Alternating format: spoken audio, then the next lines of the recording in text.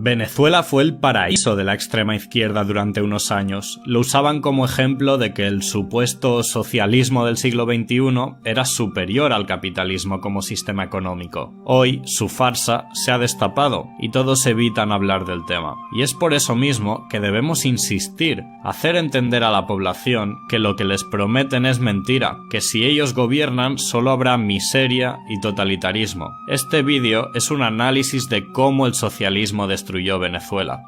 En 1999, Chávez prometió transformar a Venezuela en un paraíso socialista. Chávez decía que la riqueza en Venezuela estaba siendo robada por los malvados capitalistas y que ésta tenía que ser repartida entre los pobres. Y eso mismo hizo. Bajo el mando de Chávez, el gobierno de Venezuela tomó el control de industria tras industria, prometiendo que el gobierno manejaría estas empresas mejor que la iniciativa privada y los beneficios se redistribuirían entre la población. La más importante de todas estas expropiaciones fue la de la industria petrolífera. Con el dinero del petróleo se creaban programas de ayudas sociales para la población, desde comida hasta vivienda y electricidad, todo cedido por el gobierno. No producían nada nuevo. De hecho, mucha gente se marchaba del país. Concretamente, más de 2 millones de personas de las clases más altas escaparon y se llevaron su riqueza y conocimiento a otros países, por miedo a ser expropiados por el gobierno. Durante unos años, este sistema se mantenía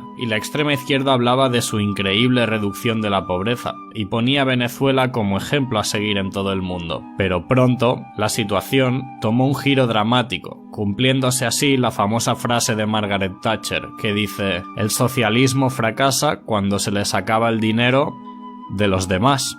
Y así fue. Los primeros años funcionó, pero como tantas empresas se marcharon, el triunfo o el fracaso de Venezuela dependía únicamente del precio del petróleo. Habían duplicado el número de funcionarios, mientras disminuía el tejido productivo. Era solo cuestión de tiempo que colapsara, y colapsó. En 2014, el precio del petróleo se desplomó más de un 50%, y entonces fue cuando se dieron cuenta de toda la riqueza que habían perdido, la fuga de empresas y capitales. Pero claro, con la gente siendo tan dependiente del Estado, es difícil revertir la situación, y es por esta dependencia que muchos siguen apoyando al gobierno aun habiendo colapsado el país. Los programas del gobierno ya no se pueden mantener, hay una escasez de necesidades básicas. Servicios como el agua y la luz son esporádicos, bienes de consumo básicos como el papel higiénico y el pan son escasos. La inflación es superior al 2000%. El crimen ha aumentado dramáticamente. Hay largas colas en los supermercados. Ha aumentado el desempleo. Muchos venezolanos están empezando a pasar hambre. Hay casos de que prostitutas aceptan comida como pago por sus servicios. Las medicinas estaban subsidiadas por el gobierno y ahora ya no se las pueden permitir. Y esto es lo que pasa con la planificación centralizada de la economía. Se crea un sistema burocrático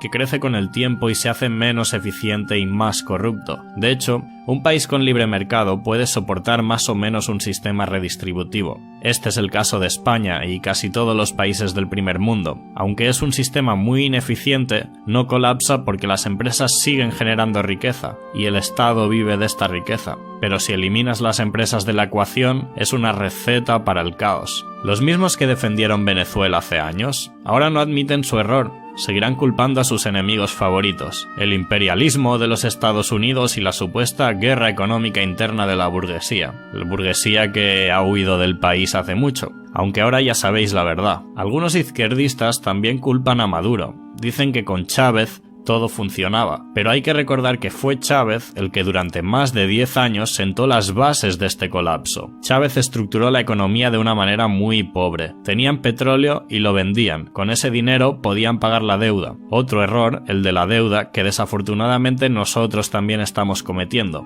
Y entonces cuando el precio del petróleo bajó, no se podía hacer frente a los pagos. Mientras había dinero, se construyó un sistema ineficiente e improductivo de gente dependiente al dinero del petróleo, pero cuando se terminó, empezaron los problemas. Viviendas que se estaban construyendo se dejaron a medias, no podían pagar las ayudas sociales que habían prometido, y toda la gente productiva ya había huido del país. Ahora, además, tampoco hay dinero para pagar los intereses de la deuda. Con una inflación de más del 2000%, el dinero ya no vale nada. En algún momento ya no valdrá la pena ni imprimir más dinero.